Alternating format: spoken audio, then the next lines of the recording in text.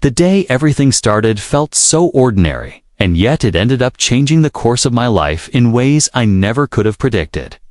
It was a Saturday morning, the kind of morning where the sun sneaks through the blinds just right.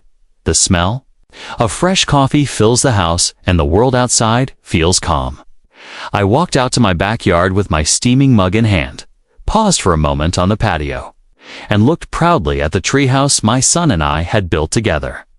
It wasn't just a treehouse, it was a masterpiece in our eyes. A labor of love.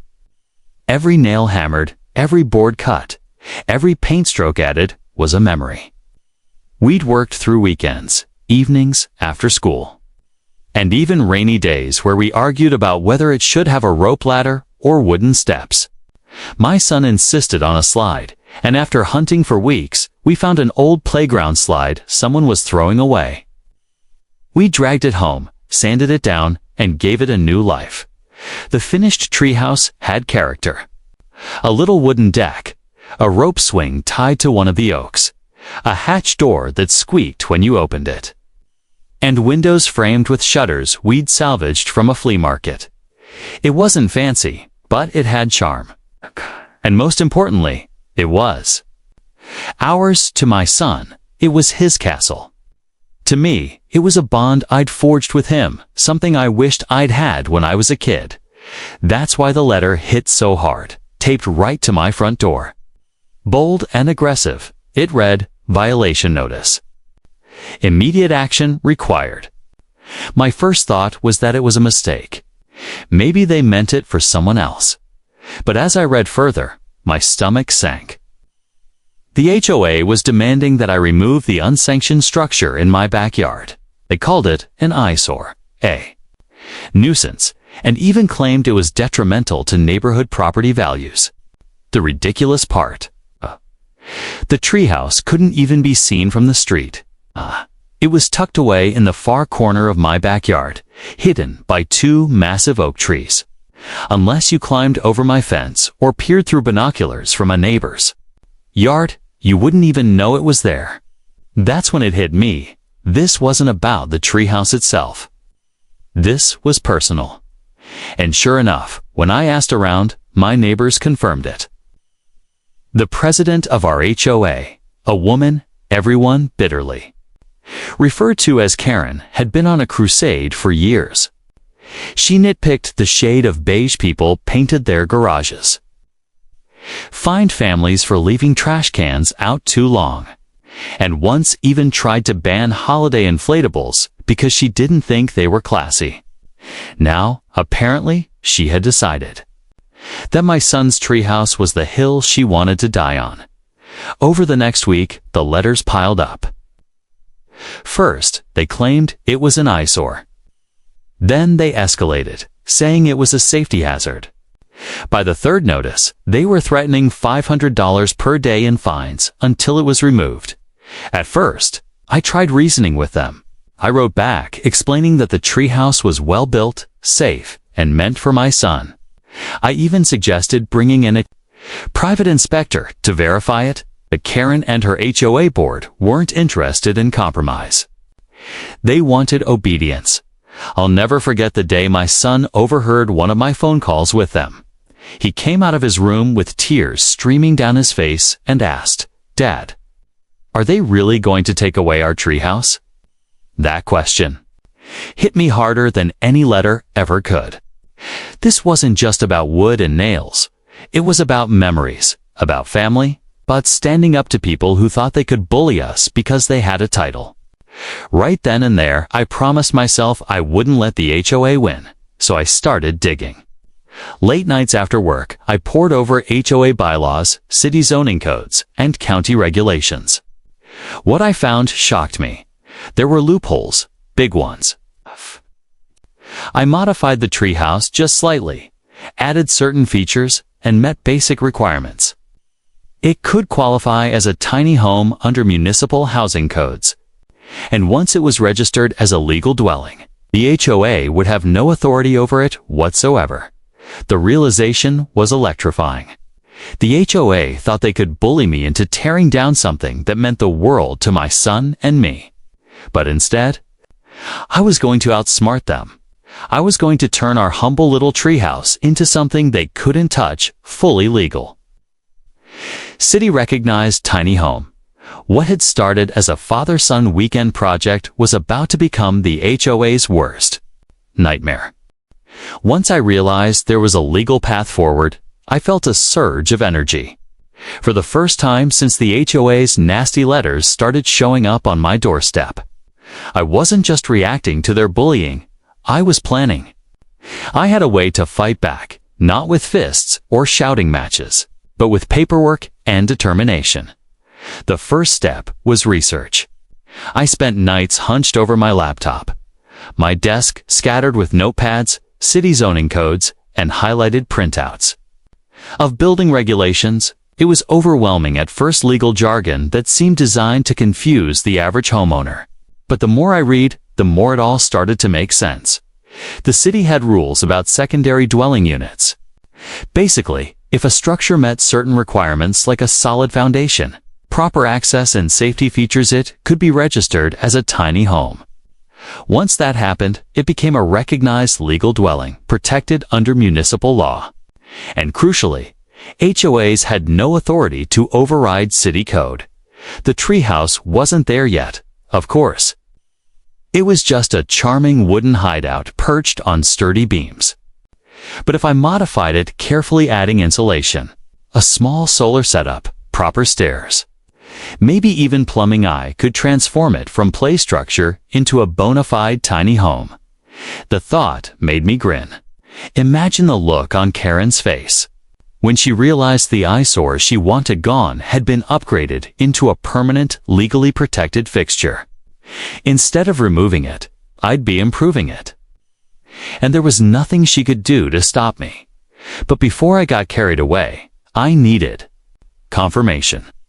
So I made an appointment with the city planning office. I walked in with a folder full of sketches and notes, nervous but determined. The clerk raised an eyebrow when I explained I wanted to convert a backyard treehouse into a tiny home, but instead of laughing me out of the building, she leaned forward and said, "Well, technically, it's possible." That was all I needed to hear. From there, I started drawing up real plans. My weekends became construction marathons. I reinforced the beams with treated lumber, added a set of real wooden stairs instead of the old rope ladder, and started enclosing the walls with proper siding. I even picked up reclaimed windows from a local salvage yard to give it more light. My son was thrilled. He'd race out to the backyard with a toy hammer in hand, eager to help Dad build the world's coolest fort. Of course, the HOA noticed. They always noticed. One afternoon, as I was unloading materials from my truck, Karen herself waddled over in her usual pastel cardigan, clipboard in hand, lips pursed tighter than a knot. "What do you think you're doing?" she demanded, glaring at the lumber. "Just making a few improvements," I said with a smile that I knew would irritate her. "This is not allowed. The board has already voted that the structure must be removed." "Funny thing about that," I replied, wiping my hands on my jeans. "I've been talking with the city, and as it turns out, you don't really have jurisdiction here." The color drained from her face, replaced by a blotchy red anger. "You can't just build whatever you want. This is a community, and we have standards." I leaned in slightly, lowering my voice. "Karen, what I'm building will meet standards, just not yours." She sputtered, turned on her heel, and stormed off, muttering something about calling an emergency board meeting. I just chuckled and went back to work. As the weeks went by, the treehouse evolved. It no longer looked like a weekend project thrown together with scrap wood. It was becoming a real structure, solid, cozy, and functional. I added insulation panels, a small solar panel set up for lighting, and even started designing a rainwater collection system. My plan was to meet every technical requirement the city demanded. Meanwhile, the HOA's letters kept coming, but now they read more desperate than threatening. Cease and desist. You are in violation of Covenant 1-4B. Further fines will be imposed. Each one went straight into a binder. I'd started keeping a binder. That I planned to show the city if things escalated, and things did escalate. One evening, as the sun dipped below the trees, I found Karen standing at my back fence, peering in with 2 board members beside her. They were pointing, whispering, shaking their heads. I walked right up and said cheerfully, "Careful, folks. Trespassing is against the law. Wouldn't want to break any rules, now would we?" The way their faces twisted in frustration was almost as satisfying as the progress I'd made on the treehouse. But little did I know, their fight was about to get uglier. The HOA wasn't going to sit back and let me outsmart them without a battle, and I wasn't about to back down either. The day the official notice of violation arrived, I knew the HOA had shifted into full attack mode. It wasn't just a nasty letter, this time it was a thick packet, filled with legal-sounding jargon, citations of covenant clauses, and an outrageous demand for immediate removal of my treehouse. They even claimed I owed over $1,000 in accumulated fines.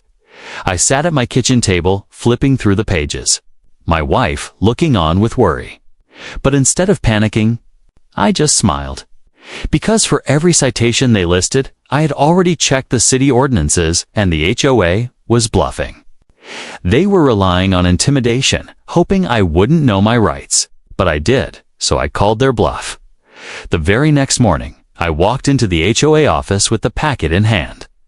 Karen was there, of course, perched behind the front desk like a self-appointed queen. Her smug smile widened as she saw me, finally come to admit defeat. She asked, tapping her pen against the desk. "Actually," I said, dropping the packet onto the counter, "came to let you know this notice is invalid. Every claim here is contradicted by city code. I suggest you double-check your authority before you try pulling this stunt again." Her smile faltered. One of the other board members shifted uncomfortably in his chair. Karen stammered, "You can't just ignore official fines." "Oh, I'm not ignoring them," I said.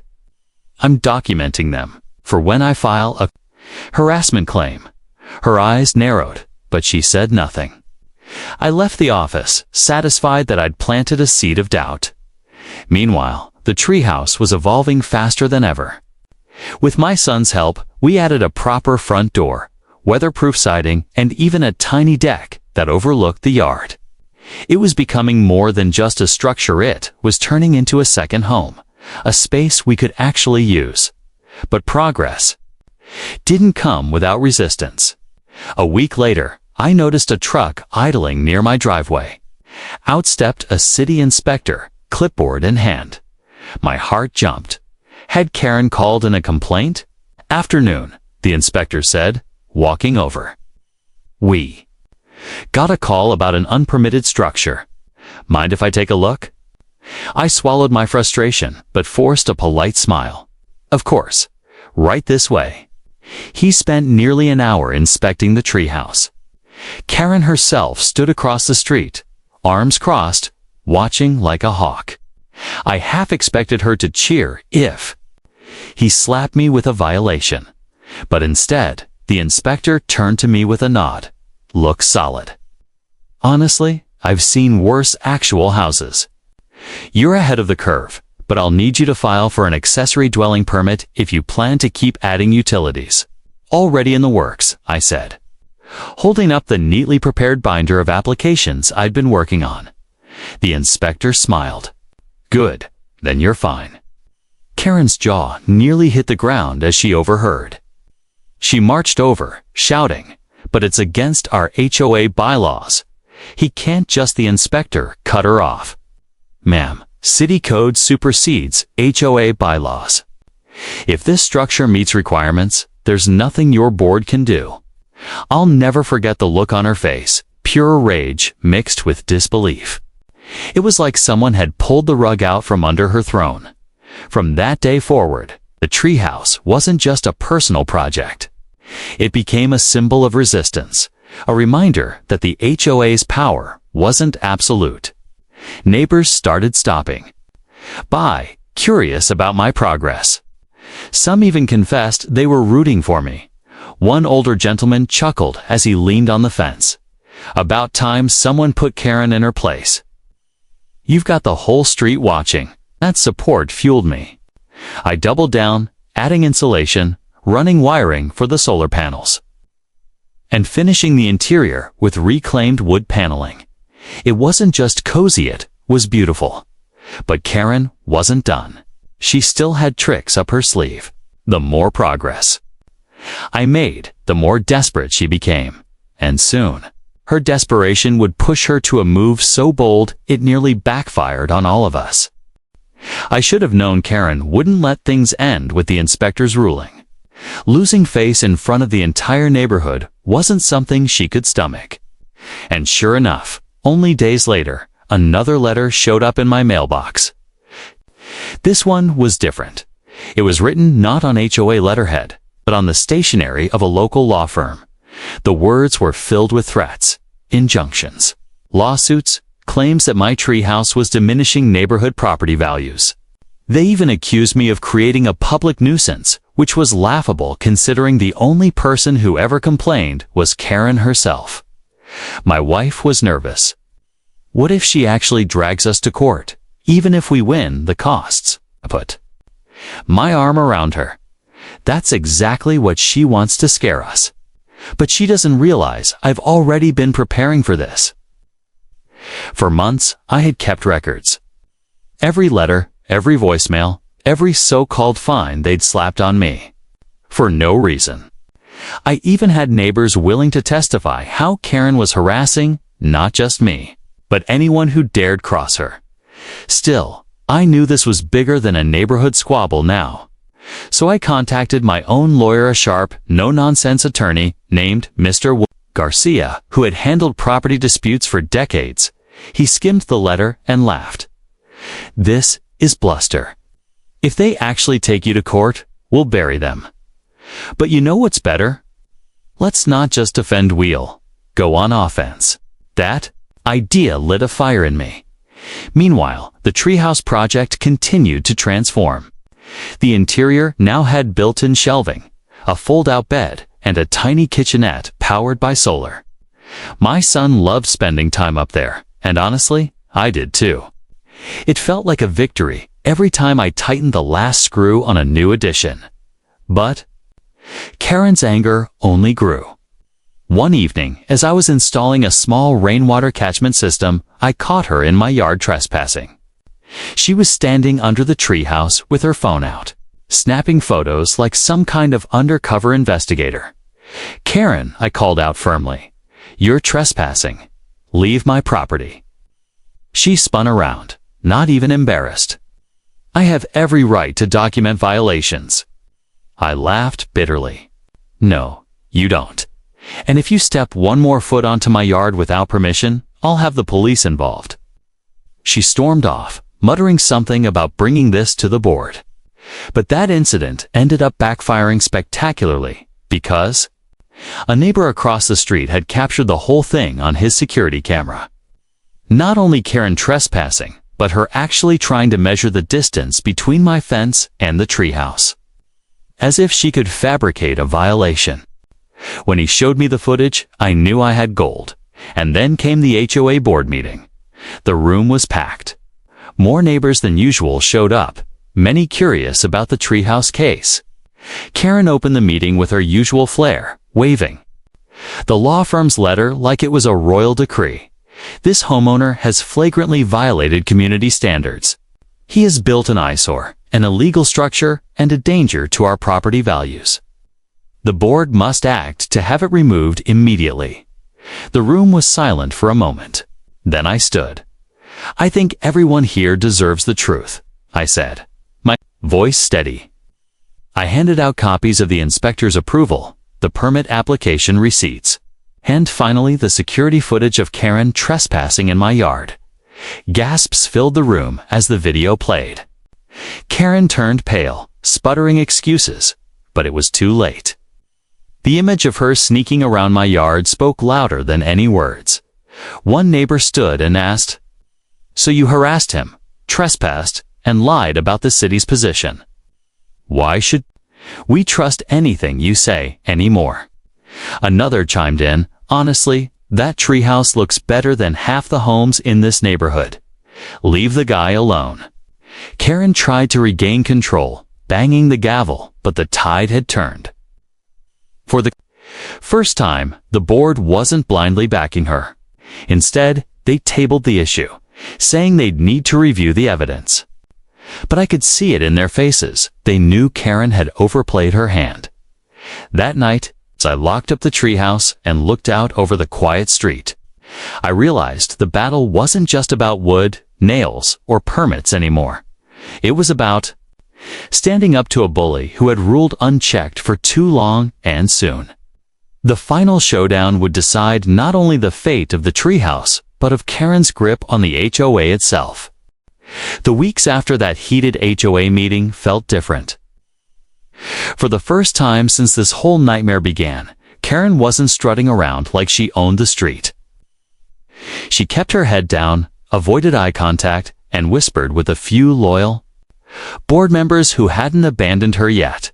But I wasn't letting my guard down. Because Mr. Garcia, my attorney, had filed an official complaint with the county clerk. Not only had I registered the treehouse as a legitimate accessory dwelling unit, but I had also attached the HOA's harassment record to the file. Every letter, every bogus fine, every moment of harassment was now a matter of public record. One Friday morning, a certified letter arrived. This time, it wasn't a threat, was a notification. The city had approved my application. The treehouse was now, in the eyes of the law, a legally recognized tiny home.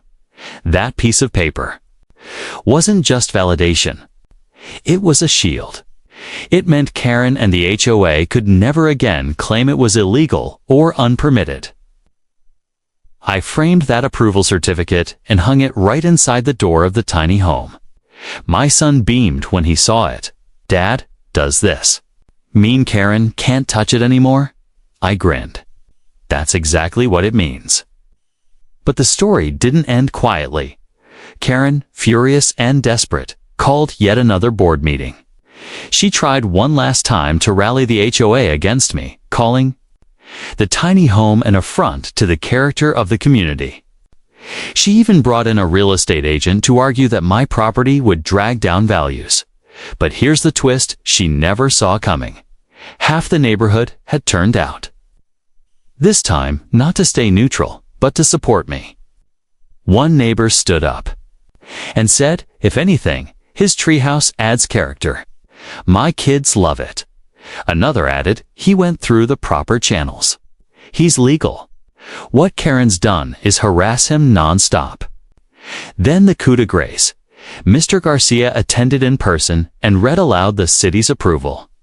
This structure is fully legal and protected under local housing law. Any attempt by this board to override it could expose the HOA to significant legal liability. Karen's face turned red as her own board members shifted uncomfortably in their seats. And then, to my absolute shock, the board president spoke up. "We've had enough. Karen, you've overstepped for the last time. This board will no longer pursue this matter." It was over. Karen stormed out of the meeting, slamming the door behind her. Not long after, she resigned from the board entirely, without her constant meddling. The HOA quieted down, and my treehouse, now a tiny home, stood taller than ever. Not just as a backyard project, but as a symbol of resilience. In the months that followed, something amazing happened. That tiny home became more than just a playhouse for my son. It became a guest house when family visited, a quiet office when I needed focus, and even a small rental that brought in side income. The HOA, once eager to tear it down, now had to live with the fact that my tiny home had increased property value. Neighbors often stopped by to see it, asking how I pulled it off. And every time, I told them the same thing. Stand your ground. Learn the rules better than the people trying to use them against you, and never let a bully decide how you live your life. So here's what I learned through this battle. HOAs thrive on intimidation. They bank on people folding under pressure, paying fines they don't owe, or tearing down things they have every right to keep. But the truth is, knowledge is power. Once you know your rights, the bully loses their leverage. Karen thought she could force me to bow down. But all she did was push me to build something stronger literally and figuratively. In the end, she lost her power, and I gained more than a tiny home. I gained peace, respect, and a reminder that persistence always pays off.